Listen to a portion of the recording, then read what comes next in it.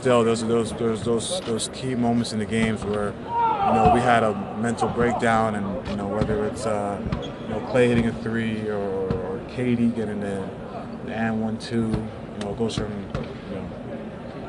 a 1-point game to a 5-point game. Those little things, especially against this team, those little small things can determine the game. So we got to be able to close out and get stops, and then continue doing a good job pushing the tempo and going back at them. Tristan, because it's KD over there this year, does the mountain feel any bigger than it was? I mean, the deficit's the same, but no. With like I said, with getting KD, they lost some other good pieces that they had. So, at the end of the day, this is the team that they have. They got Kevin, and he's been playing well for them. But we can play better. We can still play better, and we know we can. And we're gonna have to do that tomorrow. I mean, there's some debate whether you guys are better off pushing the pace, trying to match them in terms of the pace they like to play at, or maybe slowing it down. Do you have a feeling on either of those two? No, I think if we get stops on defensive end and limit their offensive rebound kickouts for the threes, when we push it at them, if you watch the games, if we push it at them and we space the floor and give Braun and KYRIE room to penetrate, especially with their second unit, when McGee's not in the game, they don't have shot blockers. So that's in our favor when we're pushing the tempo and attacking the rim.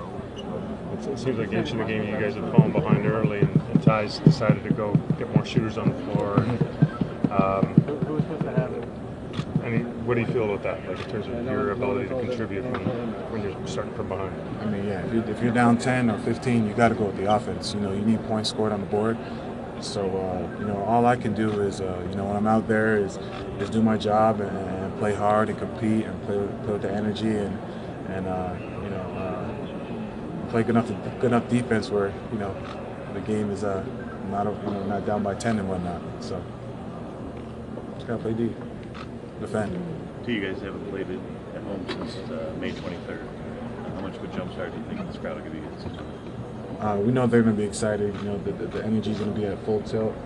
They're going to have our back, and they're definitely going to energize us. And we got to feed off that, and we got to give them the same energy back. We got to come out and set the tone early, especially on our home court. Got to defend the land.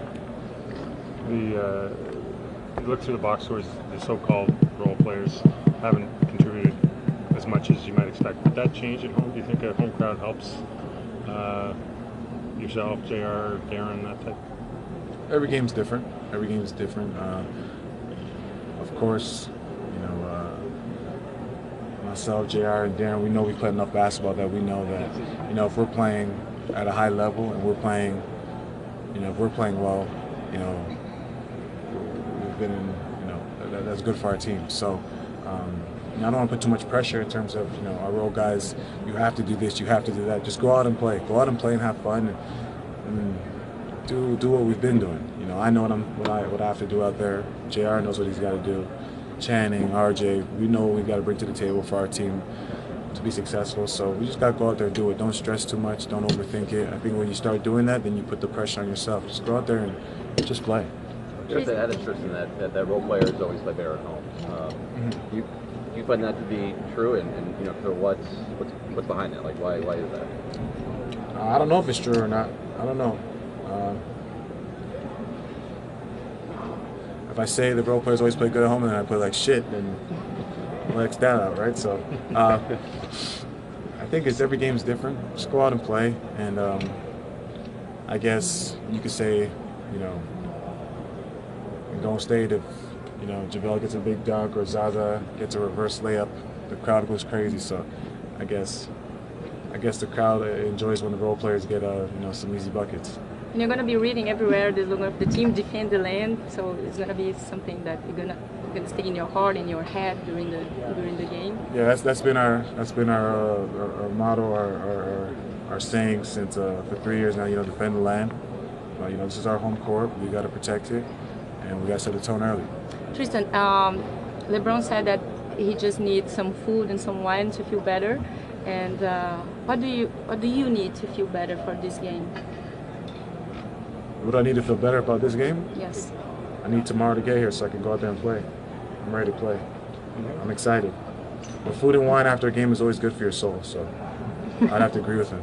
I mean, you take your performance, you have a lot of pride in how you play, and it sounds like you're a little frustrated with what you've been able to get done the last couple of games. Yeah, of course you're a little frustrated because, you know, I like getting offensive rebounds. Haven't been getting as much the last 2 games, but it's a new game. You know, you can't stress on the last 2 games. I can't think about it.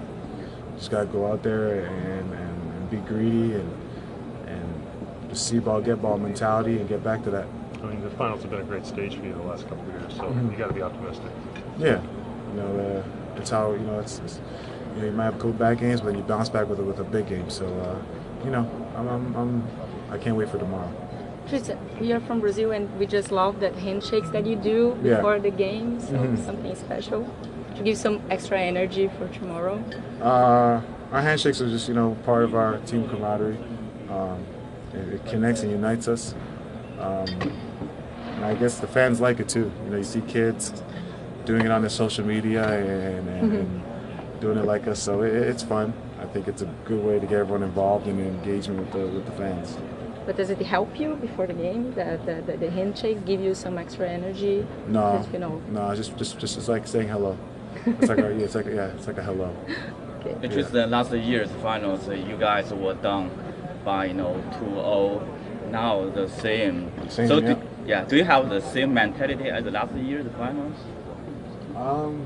The approach is the same. You know, go out and protect home court. Set the tone. You know, they did a great job protecting their home court. We got to do the same thing, and it starts tomorrow. So could you describe this kind of approach that's folks pressure excited? We're excited. We're excited. At the same time, we know that you know, this game is very important, and this is the game where, you know, we got to turn it around and win the ball game. You know, got to win. Tomorrow game is so important. It's a must-win game. So how do you expect, LeBron's performance tomorrow?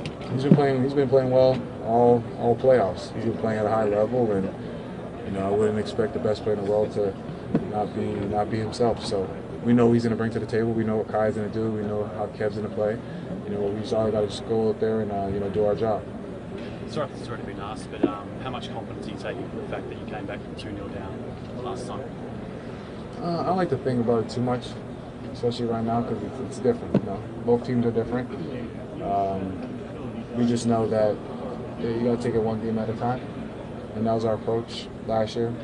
That's our approach this year. You know, whenever you're in the playoffs, you got to have a short-term memory. So you know, we're home. We just want to win the home game. It seemed like their home crowd was quite a big advantage in the first 2 games. I mean, how much are you calling on your home fans to really get behind you? Our crowd's amazing. Our crowd's the best crowd in the league, so we know how much energy they're going to have, how excited they are. You know, they haven't seen us in a while, so we know the roof is going to come off the Quicken Loans Arena tomorrow. Team is blessed, and it seemed like they were throwing a couple extra guys at you to keep you off the opposite towards the end of the series. What's they doing? They're doing the same thing. Yeah. They're doing the same thing, but you know, every player is different. I think with you know, when you go against Zaza, you know, you're not gonna out muscle him. You know, he's top heavy. You're not gonna out muscle him. So you got to use more of your feet to get around him. Use the quickness. With other guys, you can kind of use your strength. So it's just different guys. Your approach has got to be different when they box you. You know, when they send 2 guys, you just got to be more crafty. I think I just got to get back to just being more active, running around, moving around. Maybe not in position to get the first couple offensive rebounds, but just the fact that I'm moving, keep them moving, wearing them out, and then eventually, you know, they'll start coming my way. What's the adjustment waiting for tomorrow? I think we did a good job being physical. We just gotta, you know, limit the 50. We gotta get all the 50-50 balls. We gotta get those. We gotta limit them to 1 shot.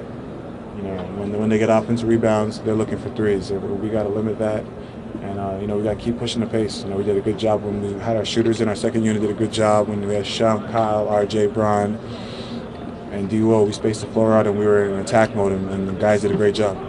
you are waiting for help from your fans, of course. Huh? For the fans. Oh yeah, no. We're excited. I know they're excited. The energy is going to be huge tomorrow. That lift that they're going to give us, and we got to give them something to be cheering about too. So it plays hand in hand.